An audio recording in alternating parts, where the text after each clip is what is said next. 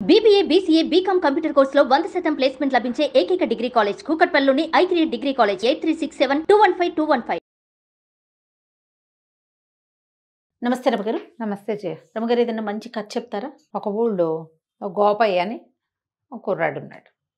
ఒక అవ్వ వాడు. ఈ పిల్లవాడు కొంచెం అమాయకుడు, అంటే మెతకవాడు.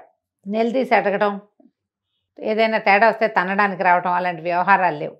పల్లెటూళ్ళల్లో కుర్రకారు సాధారణంగా నిలదీసి అడుగుతారు, అంటే టెంపరీగా ఉంటారు ఉండేవాళ్ళు పాత రోజులు. ఇప్పుడు ఎట్టా ఉన్నారు తెలియదు మనకి. ఏదైనా తేడా వస్తే నువ్వు నిన్న అట్లానో ఇవాళ ఇట్లా అంటున్నావు, అదేంటిదే, అలా మాట్లాడగలరు. నిలబడతారు వాళ్ళ కోసం వాళ్ళు. వీడికి అంత నిలబడ్డానికి రాదు, స్టాండ్ తీసుకోవడం రాదు, కొంచెం మెతకవాడనమాట. అవతల వాళ్ళు గద్ది ఇచ్చారనుకో ఏమో లేని ఊరుకుంటాడు బిక్కమొహం వేసుకుని. అవ్వకి జాలిగా ఉండేది, అయ్యో వీడు రేపొద్దున ఎట్లా బతుకుతాడు అమ్మ నాన్న లేనివాడు అని జాలిగా పిల్లవాడిని కాచి కాపాడేది. అయితే ఏమైంది, ఆవిడకి అంత్యకాలం సమీపించేసరికి ఆవిడ ఏమందంటే, ఒరే నాయన, ఎప్పటి నుంచో మీ నాన్న పోకముందు నుంచి కడుపు కట్టుకుని కూడబెట్టాను, అటక మీద జాడీలో 5,000 రూపాయలు ఉన్నాయి. ఈ ఊళ్ళో నువ్వు బతకలేవు, నీ మెతకతనం వీళ్ళందరికీ తెలుసు, నిన్ను బతకనీరు, డబ్బులు లాగేస్తారు, పక్కనున్న పట్టణానికి వెళ్ళిపో. నువ్వు చక్కగా గేదెలని పోషణ అది బాగా చేయగలవు, మనకు పద్ధతి కూడా ఉంది. ఓ 10 గేదెలు కొనుక్కొని హాయిగా పాల వ్యాపారం పెట్టుకో, చక్కగా వ్యాపారం బాగుంటుంది. కొత్త చోటు కాబట్టి నీ మెతకతనం అంత తొందరగా బయటపడదు, ఆ వాటికి నువ్వు స్థిరపడిపోతావు. అదేలే, ఎవరన్నా చుట్టుపక్కల ఇళ్ళ వాళ్ళతో మాట మంచితనంగా ఉన్నావంటే వాళ్ళు నీకు సపోర్ట్ చేస్తారు అని చెప్పింది. పిల్లవాడు ఈ గోపయ్య కూడా సరేనన్నాడు. కొద్ది రోజులు గడిచాక ఎప్పుడో అవ్వ నిద్దట్లోనే వెళ్ళిపోయింది. పిల్లాడు 4 చూసుకున్నాడు, చుట్టుపక్కల వాళ్ళందరూ చేరారు. మరి ఒంటరి పిల్లాడు కదా, సరే ఆవిడని సాగనంపారు. చుట్టాల పక్కల ఎవరో వచ్చి 10 రోజులు ఉండి వీడికి ఏదో కాచిపోసారు, అయిపోయింది. అంతా అయ్యాక పిల్లాడు ఏం చేశాడు, ఒకరోజు అటకెక్కి చూశాడు. చూస్తే జాడీలో 5,000 రూపాయలు ఉన్నాయి. సరే అవ్వ చెప్పిన మాట నిజమేను, మెల్లిగా ఈ ఊళ్ళో నుంచి కదులుదాము అని చెప్పి ఏమనుకున్నాడు, ముందు పక్క ఊరు వెళ్ళటం, గేదెలు కొనుక్కోవటం అవన్నీ ఆలోచించుకున్నాడు. ఈ ఊళ్ళో ఒక శెట్టి గారు ఉన్నారు, ఆయన మహా గట్టివాడు, కొంచెం పీనాసివాడు అన్న పేరు కూడా ఉంది. అవ్వ ఎప్పుడైనా ఆయన దగ్గరికి చేబదులకు వెళ్ళటం, తర్వాత ఏమో ఏదైనా దాచిపెట్టాలంటే ఊరు వెళ్తున్నాను, ఇగో ఈ డబ్బులు నీ దగ్గర ఉంచుకొని ఈయన దగ్గర ఏదైనా వస్తువు, బంగారపు వస్తువు దాపెట్టడం వాడికి తెలుసు. చిన్న చితగా వెండి బంగారం ఉన్నాయి వీళ్ళ దగ్గర, అవన్నీ ఆస్తి కింద ఉంటాయి కదా. అదే సరే ఈ అబ్బాయి ఏం చేశాడు, పట్నం వెళ్ళి ముందు ఒక ఇల్లు చూసుకోవాలి, ఏదైనా ఖాళీ స్థలం కావాలి, గొడ్లు పెట్టాలంటే ఖాళీ స్థలము, గొడ్ల సావిడి కావాలిగా. అందుకని ఏమనుకున్నాడు, శెట్టి గారి దగ్గరికి 5,000 చేత్తో పుచ్చుకొచ్చాడు, చిన్న మూటలా కట్టి పట్టుకొచ్చి, ఏమంటే శెట్టి గారు, నేను పక్కనున్న రామాపురం పెద్దపట్నానికి వెళ్తున్నాను, మరి ఇల్లు అది చూసుకుంటా, అక్కడ గొడ్లు పెట్టుకోమంది మా నాయనమ్మ, అవ్వ అక్కడ చెప్పింది, నేను అక్కడన్నీ ఇల్లు అక్కలు ఏర్పాటు చేసుకుని ఎవరన్నా మారుబేరగాళ్ళని వాళ్ళని చూసుకుని వస్తా, ఈ 5,000 మీ దగ్గర పెట్టండి కాస్త అని చెప్పి సరిగ్గా అదే సమయానికి ఆ శెట్టి గారి ఇంట్లో ఏమైంది, శెట్టిగారి భార్య వాళ్ళ మా అమ్మ ఇక్కడికి రాబోతోంది. ఆవిడ రామేశ్వరం ప్రయాణం అయింది. వాళ్ళ అమ్మ శెట్టిగారి అత్తగారు దారేపోతూ వీళ్ళ ఊరు దారిలో ఉంది. వచ్చి ఇక్కడ ఒక రోజు ఉండి కూతురు దగ్గర ఆ పైన యాత్రలకి వెళ్తుంది. మా అమ్మ రాకరాకొస్తోంది, 3 ఏళ్ళయింది వచ్చి, ఒక చీర కొనుక్కురండి మా అమ్మకి అంటుంటే ఈయనంటాడు, ఆ దారిపోయే వాళ్ళందరికీ దారిని పోతూ వస్తుంటే ఆవిడకు చీరలు ఎక్కడ పెడతాం, చీరలో సార్లో నేను పెట్టను అన్నాడు. ఆవిడ, మా అమ్మ దారిపోయేది ఎందుకైంది, మా అమ్మ కదా, పెళ్ళై 10 ఏళ్ళు అయితే ఎన్నిసార్లు జరిపింది, మనకి పండగ పబ్బాలు జరిపింది, 3 సార్లు బట్టలు పెట్టింది, రాక ఈ ఊరు వచ్చి ఒక నిద్ర చేస్తే చీరన్నా పెట్టదు పెద్దదానికి అంతేగా అని పెళ్ళామంటోంది. ఈయనేమో నేను అట్ట పెట్టనన్నాడు. ఈ లోపల ఏమైంది, వాళ్ళిద్దరూ మాట్లాడుకుంటుండగానే వీడు వెళ్ళాడు, మనవాడు గోపయ్య. ఈ వాక్యాలు చెప్పడానికి లోపలే ఏమైంది, ఈ పెళ్ళామేమో ఈవిడ సనిగేస్తోంది. సనుగుతుంటే ఏమన్నాడు, ఆ తర్వాత చీరల సంగతి పొయ్యి మీద కూర మాడుతోంది, పోయి చూసుకో అని కేకేశాడు. ఈ అబ్బాయి అక్కడే ఉన్నాడు, పొయ్యి మీద కూర మాడేటప్పుడు.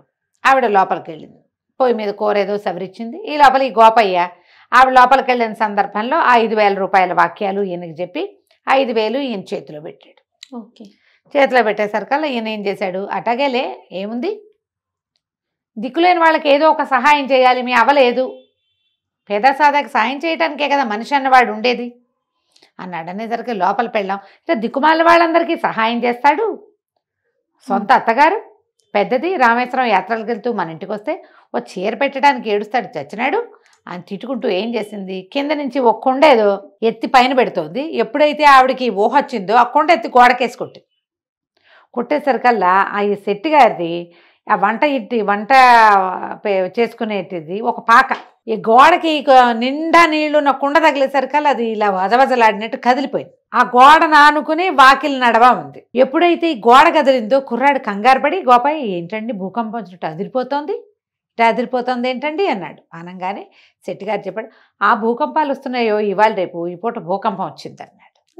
కుర్రాడు ఏం గుర్తు పెట్టుకున్నాడు, భూకంపం వచ్చిన రోజు శెట్టి గారికి డబ్బు ఇచ్చానని పెట్టుకున్నాడు. సరే వెళ్ళొస్తానండి అంటే క్షేమంగా వెళ్ళి లాభంగారా, మెల్లిగా నిదానంగా చూసుకునిరా, 4 చూసుకున్నాకరా, నీ డబ్బులు ఎక్కడికి పోవు నేను ఇస్తానన్నాడు అనేసి పంపించేసాడు. ఈ గోపయ్య పక్కనున్న పట్టణానికి వెళ్ళాడు. వెళ్ళి ఇల్లు వాకిళ్ళు వెతికాడు, అద్దెకి ఇవ్వబడను అని చెప్పిన అన్ని ఇళ్ళు చూడగా ఏవి కుదరల. బాగా చీకటి పడే వేళకి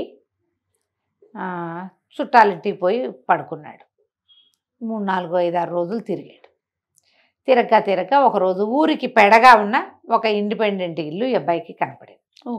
కొంచెం పెడగా ఉంది, దాని పక్కన పెద్ద ఖాళీ స్థలం కూడా ఉంది.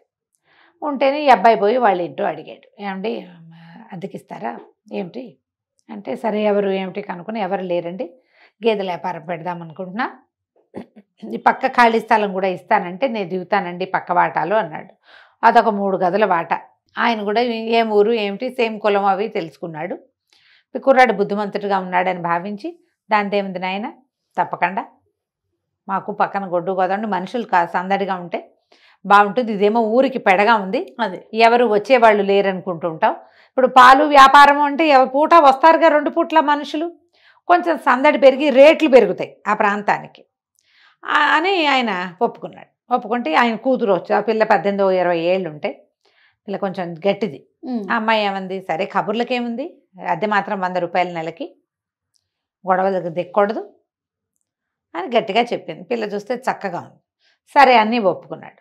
ఒప్పుకున్నాక ఏమైంది, నేను ఊరు వెళ్ళండి డబ్బులు అవి తీసుకుని మరి సామాన్లు అవి సర్దుకొని వస్తానండి, కొంచెం వాట కడిగించి పెట్టండి అని చెప్పి వచ్చేసాడు.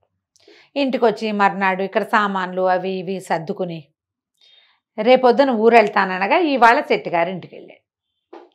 శెట్టి గారు నమస్కారం అండి, రామాపురంలో అన్నీ ఏర్పాటు చేసుకొచ్చాను, మరి గేదెల బేరగాళ్ళు కూడా దొరికారు, ఒక 8 గేదెలకు బేరమైందండి, మీరు డబ్బు ఇప్పిస్తే నేను వెళ్ళి పని చేసుకుంటానండి, రేపు వెళ్ళిపోతున్నానండి అన్నాడు. ఎంత కావాలో అని అడిగాడు ఆయన. ఎంత కావాలి ఏంటండి, నేను మీ దగ్గర పెట్టిన డబ్బు ఇచ్చేయండి అన్నాడు. నువ్వు నా దగ్గర ఏం పెట్టావు అన్నాడు ఆయన. అనేసరికి కుర్రాడు నిర్ఘాంతపోయాడు. అదేంటండి 5,000 రూపాయలు మా అవ్వ అటక మీద జాడీలో పెట్టినవి నేను మీకు తెచ్చిస్తాను కాదు, ఫలానా రోజు నేను ఊరెళ్ళే రోజు నేను రామాపురం వెళ్ళేటప్పుడు మీ ఇంటికేగా తొలిగా వచ్చాను అనేసరికి అలా ఆయన అన్నాడు, అవురవరా నా దగ్గర డబ్బులు పెట్టడం ఏమిటి, నువ్వు అవ్వమన్నాడు నాకు అంతే తెలుసు, రామాపురం వెళ్ళొస్తానని చెప్పావు అంతే, నువ్వు మా ఇంటికి రాలేదు, నాకు డబ్బులు ఇవ్వలేదు. కాదండి ఆ రోజు భూకంపం వచ్చిన రోజు అండి అన్నాడు. భూకంపం రావటం ఏమిటి అని ఆయన కేకలు పెట్టాడు. చుట్టుపక్కల అందరూ చేరారు. వీడు మెల్లిగా మాట్లాడుతున్నాడు. డబ్బులు తీసుకునే వాళ్ళు గట్టిగా ఎందుకు అరుస్తారు, డబ్బులు ఉన్నాయని అందరికీ తెలిసిపోతుంది, అదే కదా, ఇవ్వదలుచుకోని వాడు ఎంతైనా అరుస్తాడు అంతే. ఆయన పెద్ద పెద్ద కేకలు పెట్టాడు. చుట్టుపక్కల 5, 6 ఏళ్ల వాళ్ళు చేరారు. పల్లెటూళ్ళు ఏమిటి మన దగ్గరగా ఉంటాయి వీళ్ళు, ఏమిటి అన్నారు.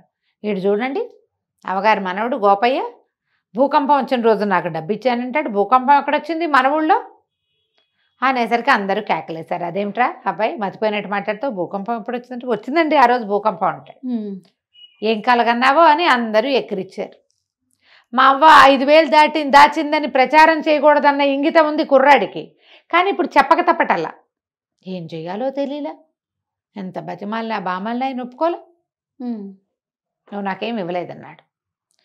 అనేసరికి ఇక ఏం చేస్తాడు, ఏడుపు మొహంతో వెనక్కి తిరిగి వెళ్ళిపోయాడు. ఇంక ఇప్పుడు ఏం చేస్తాడు, పట్నం వెళ్ళి మళ్ళీ సాయంకాలం కాళ్ళు ఈడ్చుకుంటూ పట్టణానికి వెళ్ళాడు.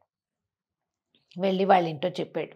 ఆ పెద్ద ఆయన ఆ కూతురు పేరు తరంగిణి, నేను మోసపోయాను, ఆయనకి 5,000 ఇచ్చా, ఆయనేమో ఇవ్వలేదంటే ఇట్టాడు పని చేశాడు, ఆ డబ్బులు ఏంటి, నేను ఈ గేదెలు ఎట్లా కొను, మీకు ఇంటికి డబ్బెట్టా ఇస్తాను, 4,000 గేదెలకు ఖర్చు పెట్టుకుని ఒక 1,000 రూపాయలు పెట్టుకుని నేను ఇక్కడ బతకాలి కదా ఈ ఊళ్ళో, నా దగ్గర ఇంకేం లేదు ఆయనేమో ఇట్లా చేశాడు, మా ఊళ్ళోనే మట్టి పీసుకుని పేడెత్తుకుని బతుకుతాను, ఇంకేం చేస్తాను, వెళ్ళొస్తానండి, మీ ఇల్లు అద్దెకి తీసుకోనని చెప్పడానికి వచ్చాను, మీరు నా కోసం చూస్తారు కదా పని మానుకొని అనేసరికల్లా అయ్యో ఆయన జాలి పడ్డాడు ఆ ఇంటి ఆయన.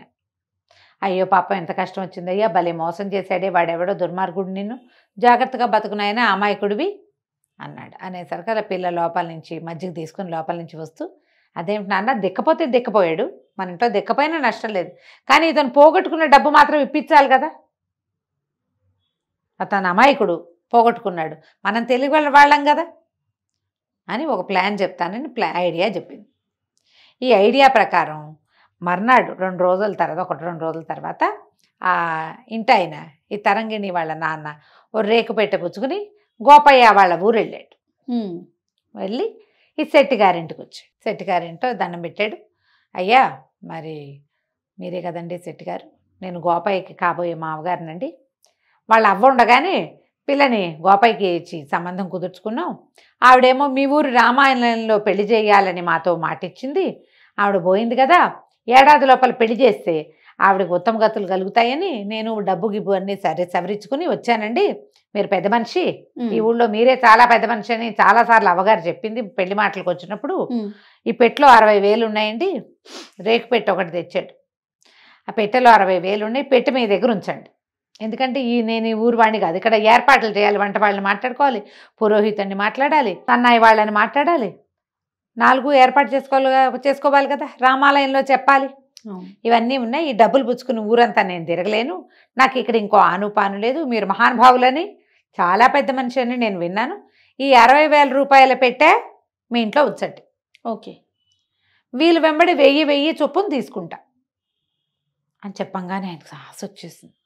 ఇంతకుముందు అప్పనంగా 5,000 నొక్కేశాడు, 60,000 పిచ్చి గోపయ్య వాడి వల్లే మళ్ళీ డబ్బులు వస్తున్నాయి అనుకొని సరేనని అన్నాడు. సరేనని ఏమేవ్ పెద్ద మనిషికి మజ్జిగ పట్టరా అంటే వాళ్ళ ఆవిడ మజ్జిగ చిప్పుకుంటుంది. ఈ లోపల ఏమైంది, చటుక్కుని గోపయ్య వచ్చాడు.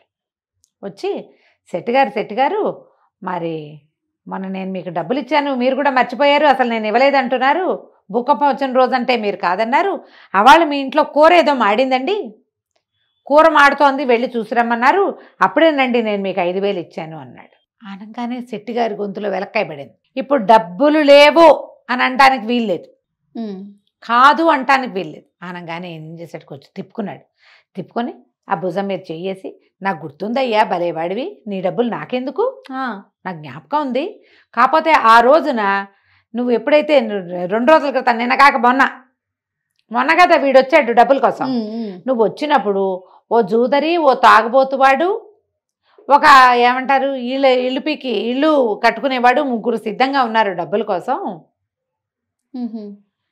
నీ డబ్బులు నా దగ్గర ఉన్నాయని తెలిస్తే నేను నీకు డబ్బులు ఇస్తే నేను వాళ్ళకేమి ఇవ్వటల్లా, వాళ్ళు నీ వెంట పడతారని నువ్వు డబ్బు పోగొట్టుకుంటావు, అమాయకుడివి, మీ అవ్వేమో నా చేతిలో పెట్టింది నిన్నని నేను అప్పుడు ఇవ్వలేదంతే, మళ్ళీ కబురు చేసి ఇద్దామనుకుంటున్నా, నేను ఏదో పనిలో పడ్డాను చూడు ఉండు అని వాడిని గోపయ్యను నుంచోబెట్టి అలా లోపలికి వెళ్ళి 5,000 పట్టుకొచ్చి ఇచ్చాడు.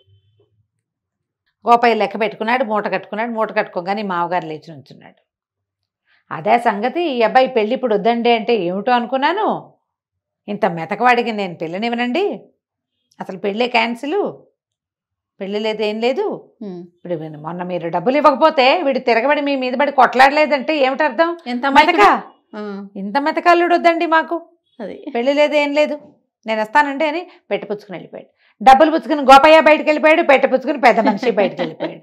5,000 పోయి 60,000 పోయినాయి. అది ఆయన నోరు తెచ్చుకుని చూస్తూ ఉండిపోయాడు. వీళ్ళిద్దరూ అదే ఒకే దారిలో నడిచెళ్ళి గోపయ్య వాళ్ళ ఇంటికి వెళ్ళి కాస్త 4 సామాన్లు సర్దుకుని ఆ గోపయ్యకి సహాయం చేసి బరువుగా ఉన్న పెట్టి తీసుకెళ్తుంటే ఆయన దిగులుగా చూసేట, బెట్లో ఏం లేవు, మామూలు బట్టలు పెట్టుకొచ్చారు. పట్నం వెళ్ళిపోయారు. పట్నం వెళ్ళాక సరే ఆయన చాలా సంతోషించాడు గోపయ్య, మీ వల్ల నేను డబ్బులు తీసుకోగలిగాను, నాకు ఆ తెలివితేటలు లేవు, అన్యాయం అయిపోయేవాడిని అని చెప్పి ఆ గేదెలు అవి ఏర్పరచుకున్నాడు. ఆయన అన్నాడు, దానిదే ఉంది నాయన, మెతక వాళ్ళకి ఎప్పుడు పక్కన తెలివైన వాళ్ళు ఉండాలి, మెతకవాడు మెతకగా ఉండటంతో పాటుగా పక్కవాడి తెలివితేటలు ఒప్పుకోవాలి, నువ్వు ఒప్పుకున్నావు కాబట్టి ఈ పని అయింది, అంతేగా, మీకెందుకు అనలా నువ్వు అంటే రాకపోను, అలాగే నువ్వు జీవితాంతం మా సలహా సంప్రదింపు వింటానంటే లక్షణంగా మా పిల్లని పెళ్లి చేసుకో, గేదెల వ్యాపారం పెట్టు, మా అమ్మాయి పై ఎత్తున అన్నీ చూసుకుంటుంది. పని నువ్వు చేయి, పై ఎత్తున పాప చూసుకుంటుంది, హాయిగా ఇద్దరు చిలక గోరింకలాగా నాకంటుకుందే ఉంటారంటే సంతోషించాడు గోపయ్య. వాళ్ళ అవ్వ అన్నగా అనుకున్నట్టుగానే వీడు ఒక తెలివైన వాళ్ళ సాంగత్యంలో ఉండి హాయిగా ఉన్నాడు. కథ కంచికి మనం ఇంటికి. చూడండి, తెలివితేటలు అందుకే ఎవరి సొత్తు కాదు. ఎవరి సొత్తు కాదు. మనం ఒకటి తెలుసుకోవాల్సింది ఏంటంటే, మనతో పాటు తెలివైన వాళ్ళని ఉంచుకోవాలి చేయ. వాళ్ళతో మనకి మంచి ఫ్రెండ్షిప్ ఉండాలి. వాళ్ళు మన్నెత్తి మీద చేపెట్టేలాగా ఉండకూడదు. కాస్త జాగ్రత్త పడి, మనకు అంత తెలివి లేదంటే తెలివిగా ఉన్న వాళ్ళతో ఫ్రెండ్షిప్ చేయి. అది చక్కగా నిజం రమ్మగారు. అప్పుడే కదా? మన అచీవ్మెంట్ అనేది ఇంకా 100% సక్సెస్ అవుతుంది అవును కదండి. అవును. రైట్ రమ్మగారు, నమస్తే. నమస్తే చేయ.